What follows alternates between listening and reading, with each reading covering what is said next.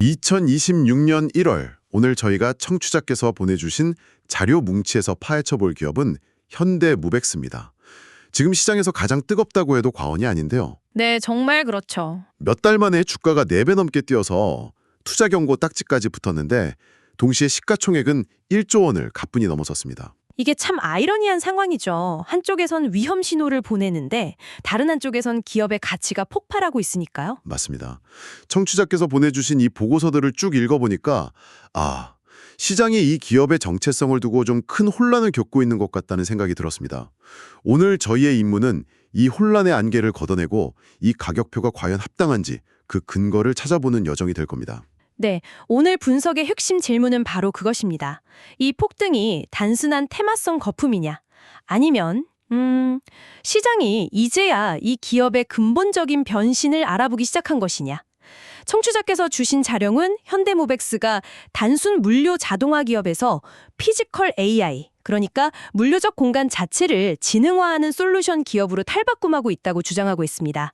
그래서 오늘 저희는 세 가지 키워드, 북미 2차 전지, 로보틱스, 그리고 밸류업을 나침판 삼아서요.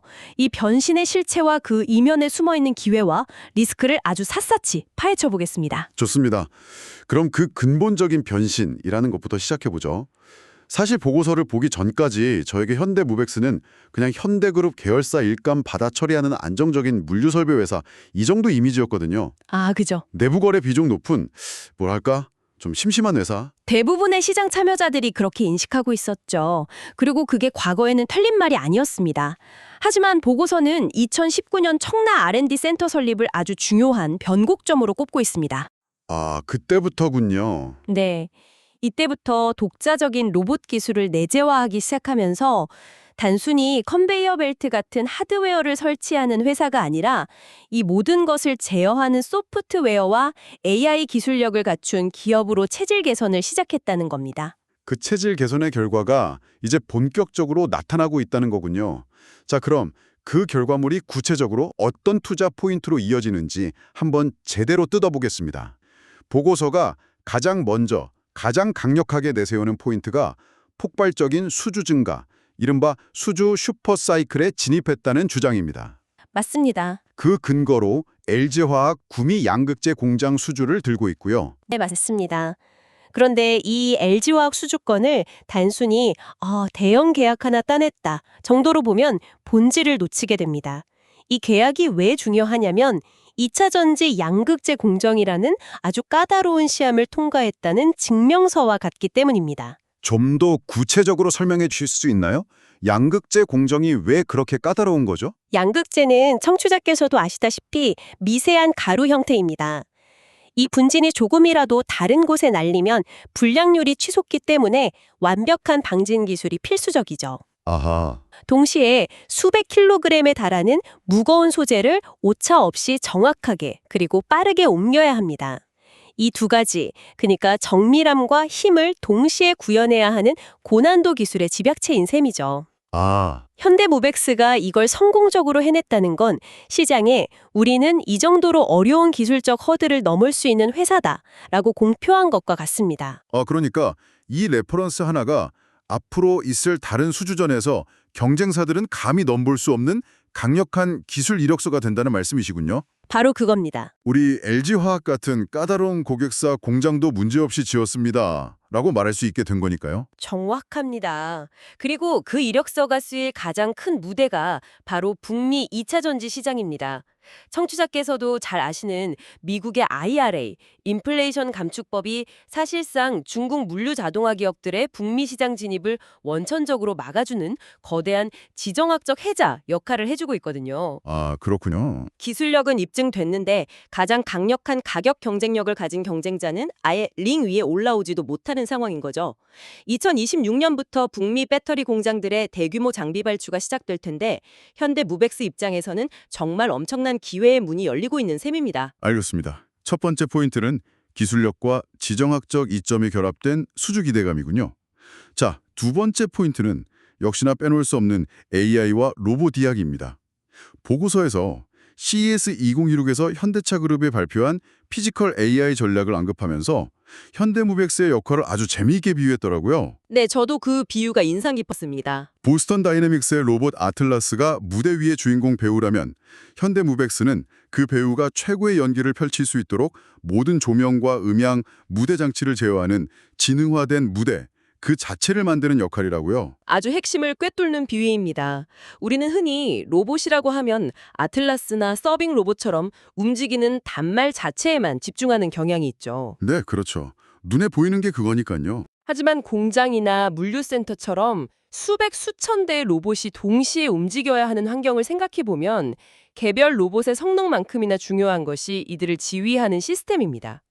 로봇끼리 부딪히지 않게 교통 정리를 해주고 가장 효율적인 동선을 실시간으로 계산해서 명령을 내리고 갑작스러운 변수에 대응하는 이 모든 과정이 바로 지능화된 공간의 역할이죠. 아하. 현대모백스는 바로 이 공간을 설계하고 구축하는 역할을 그룹 내에서 독점적으로 맡고 있는 겁니다. 잠깐만요. 그 비유는 멋진데 한편으로는 이런 질문이 드는데요. 네. 시장의 스포트라이트는 결국 아틀라스 같은 스타 배우에게 쏠리기 마련이잖아요. 그런데 무대 뒤에 스태프 역할을 하는 현대모백스가 어떻게 스타 배우급의 높은 가치 평가를 받을 수 있는 거죠? 투자자 입장에서는 로봇을 직접 만드는 현대위아나 보스턴 다이내믹스에 투자하는 게 더 직관적이지 않을까요? 굉장히 날카로운 지적이십니다. 그리고 그 질문에 대한 답이 바로 이 기업의 핵심 경쟁력과 연결됩니다. 훌륭한 배우 한 명이 명작을 만들 수는 없죠. 완벽한 무대와 시스템이 없다면 그 배우의 재능은 100% 발휘될 수 없습니다. 그렇죠. 오히려 수백 명의 배우가 동시에 움직여야 하는 블록버스터 영화라면 이들을 통제하고 조율하는 감독과 시스템의 역할이 훨씬 더 중요해지죠. 피지컬 AI 시대의 스마트 팩토리가 바로 그런 블록버스터 영화와 같습니다. 개별 로봇의 성능 향상에는 한계가 있지만 이들을 어떻게 최적으로 배치하고 운영하느냐에 따라 공장 전체의 생산성은 몇 배, 몇십 배까지 차이가 날 수 있습니다. 즉 현대모백스는 개별 로봇의 가치를 극대화하는 승수 효과를 만들어내는 대체 불가능한 인프라 기업이라는 점에서 프리미엄을 정당화할 수 있는 겁니다. 알겠습니다. 인프라의 중요성, 승수 효과라는 관점이군요. 자, 세 번째 포인트로 넘어가 보죠. 이건 기술이 아니라 주조 환원에 대한 이야기입니다. 보고서에서 진정성이라는 단어까지 사용하며 250억 원 규모의 자사주 매입 후 전량 소각을 강조하고 있습니다. 네, 매입 후 소각이라는 점이 핵심입니다. 단순히 자사주를 매입만 하는 건 나중에 회사가 되팔 수도 있어서 주주가치 제고 효과가 제한적일 수 있거든요. 일종의 회사 비자금처럼 쓰일 수도 있고요. 맞습니다. 하지만 소각은 다릅니다. 이 세상에 존재하는 우리 회사 주식의 총량을 영구적으로 줄여버리는 행위입니다. 그러면 똑같이 100억 원의 이익을 내더라도 나눠 가져야 할 주식수가 줄어드니까 주식 하나당 돌아가는 이익, 즉 EPS가 물리적으로 늘어나는 효과가 있죠. 그런데 이게 단순히 주가를 띄우려는 단기적인 이벤트는 아닐까요? 요즘 기업 밸류업 프로그램 때문에 이런 제스처를 취하는 기업들이 많아졌잖아요. 네, 그렇죠. 이것도 그 유행에 편승한 것뿐이라는 의심을 할 수도 있을 것 같은데요. 충분히 가질 수 있는 합리적인 의심입니다. 하지만 보고서는 이것이 일회성 이벤트가 아닐 가능성이 높다고 분석합니다. 왜죠? 왜냐하면 현대무백스는 안정적인 현금 흐름을 창출하고 있고 앞으로 북미 수주가 본격화되면 그 현금 흐름은 더욱 좋아질 겁니다. 그렇게 벌어들인 돈을 다시 설비 투자에만 쏟아붓는 과거의 방식이 아니라 상당 부분을 주주에게 돌려주겠다는 새로운 경영 철학의 신호탄으로 해석할 수 있다는 거죠. 이것은 그동안 한국 기업의 고질적인 문제로 지적받던 이른바 코리아 디스카운트의 핵심 원인 중 하나인 소극적 주주 환원 정책에서 벗어나겠다는 의지의 표명입니다. 특히 이런 행보는 외국인 투자자들에게 매우 강력한 신뢰의 시그널을 줍니다. 그렇군요. 마지막 네 번째 포인트는 탈기열사 행보입니다. 한국 콜마와의 559억 원 규모 개혁이 상징적인 사건으로 꼽혔습니다. 이것도 좀 더 깊게 들여다볼 필요가 있을 것 같아요. 사실 대기업 계열사들이 비계열사 수주 한두 건 했다고 대대적으로 홍보하는 경우가 많잖아요. 네, 많죠. 이게 정말 의미 있는 변화의 시작인지 아니면 그냥 보여주기식 성과인지 어떻게 판단할 수 있을까요? 그 질문에 답하려면 왜 하필 화장품 산업이었나를 봐야 합니다. 화장품이나 제약산업은 물류 다동화 업계에서는 거의 끝판왕급 난이도로 불리는 분야입니다. 급한왕이요? 네, 립스틱, 스킨, 로션 등 제품 종류는 수천 가지인데 각각의 주문량은 몇 개 안 되는 전형적인 다품종 소량 환경이기 때문이죠. 이런 곳에서는 소수의 품목을 대량으로 옮기는 컨베이어 벨트 방식에 전혀 통하지 않습니다. 훨씬 더 정교하고 유연한 AI 기반의 제어 시스템이 필요하죠. 아, 현대모백스가 이 어려운 프로젝트를 성공적으로 수주했다는 것은 이들의 솔루션이 현대차나 현대엘리베이터 같은 특정 산업군에만 국한되지 않는 범용성과 기술적 깊이를 갖추고 있음을 시장에 증명한 겁니다. 안정적인 계열사 물량이라는 집토끼에 만족하지 않고 비계열사라는 산토끼까지 잡을 수 있는 사냥 기술을 갖게 된 거군요. 바로 그겁니다. 자, 지금까지 들어보면 정말 장밋빛 미래만 펼쳐질 것 같은데요. 하지만 주식시장에 공짜 점심은 없겠죠. 당연하죠. 보고서는 가장 큰 리스크로 최대주주인 현대엘리베이터의 지분 매각 가능성, 즉 오버행 이슈를 꼽고 있습니다. 무려 780만 주에 달하는 물량입니다. 네, 맞습니다. 최대주주가 주식을 판다니 시장에서는 당연히 불안할 수밖에 없죠. 맞습니다. 그리고 이 오버인 이슈를 어떻게 해석하느냐가 현대모백스 투자의 성패를 가를 가장 중요한 변수라고 할 수 있습니다. 보고서는 크게 두 가지 시나리오를 제시하는데요. 청취자께서도 이 두 가지 갈림길을 잘 이해하셔야 합니다. 첫 번째는 최악의 시나리오입니다. 현대 엘리베이터가 단순히 현금 확보를 위해 이 780만 주를 시장에 그냥 내다 파는 경우죠. 이 경우 단기적으로 주가는 물량 부담을 이기지 못하고 급락할 가능성이 높습니다. 그게 아마 개인 투자자들이 가장 두려워하는 시나리오일 겁니다. 최대 주주도 파는데 나라고 버티겠나 하는 심리가 확산될 수 있으니까요. 그렇죠. 반면 최상의 시나리오도 존재합니다. 이 지분을 시장에 푸는 게 아니라 글로벌 물류기업이나 로봇 관련 기업 같은 전략적 투자자에게 덩어리째로 넘기는 이른바 블록딜로 매각하는 경우입니다. 블록딜이요? 네, 만약 이렇게만 된다면 상황은 180도 달라집니다. 오버행이라는 잠재적 리스크는 순식간에 강력한 글로벌 파트너십 확보라는 엄청난 호재로 바뀌게 되죠. 예를 들어 세계적인 물류 자동화 기업이 이 지분을 인수한다면 현대모백스는 그들의 글로벌 영업망을 통해 북미를 넘어 유럽 시장까지 진출할 발판을 마련하게 되는 겁니다. 시장에서는 둘 중 어느 쪽의 가능성을 더 높게 보고 있나요? 현재로서는 후자, 즉 전략적 투자자에게 매각할 것이라는 기대감이 더 우세합니다. 현대 엘리베이터 입장에서도 힘들게 키운 자회사의 주식을 시장에 그냥 던져서 주가를 폭락시키는 것보다는 제대로 된 파트너를 찾아와 기업 가치를 더 키우는 것이 장기적으로 훨씬 이득이기 때문이죠. 그게 합리적이겠네요. 하지만 이 딜이 성사되기 전까지의 불확실성, 그 자체가 주가에는 계속 부담으로 작용할 수밖에 없습니다. 오버행 말고도 또 다른 리스크가 있죠. 너무나 명백한 리스크인데 바로 주가가 단기간에 너무 많이 올랐다는 점입니다. 네. 보고서를 보니 현재 PER이 100배 수준이라고 하더군요. 이건 아무리 성장주라고 해도 부담스러운 숫자 아닌가요? 미래의 성장성을 10년, 20년치를 미리 다 끌어와서 가격에 반영한 것 아니냐는 지판이 나올 수밖에 없습니다. 맞습니다. 밸류에이션 부담은 이 투자를 고려할 때 반드시 짚고 넘어가야 할 문제입니다. PER 100배라는 숫자는 이 기업이 앞으로 엄청난 속도로 성장할 것이라는 시장의 기대감이 없다면 절대 정당화될 수 없는 수준이죠.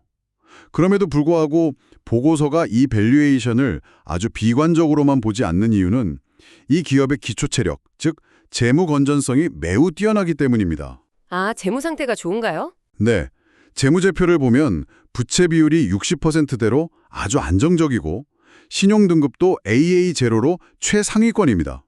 이건 무슨 의미냐면 앞으로 대규모 수주를 따냈을 때 빚을 내거나 유상증자를 해서 주주들의 지분 가치를 희석시키지 않고도 회사가 보유한 현금과 자체 신용만으로 프로젝트를 수행할 역량이 충분하다는 뜻입니다. 그 부분을 경쟁사와 비교해보면 차이가 더 명확해지겠군요. 바로 그 점이 흥미로운 포인트입니다.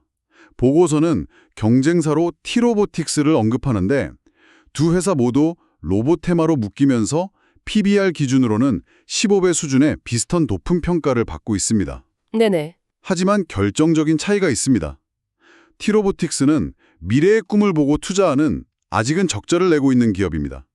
반면 현대모백스는 똑같이 미래의 꿈을 꾸면서도 이미 현실에서 안정적으로 흑자를 내고 있고 심지어 주주들에게 배당까지 하고 있다는 거죠.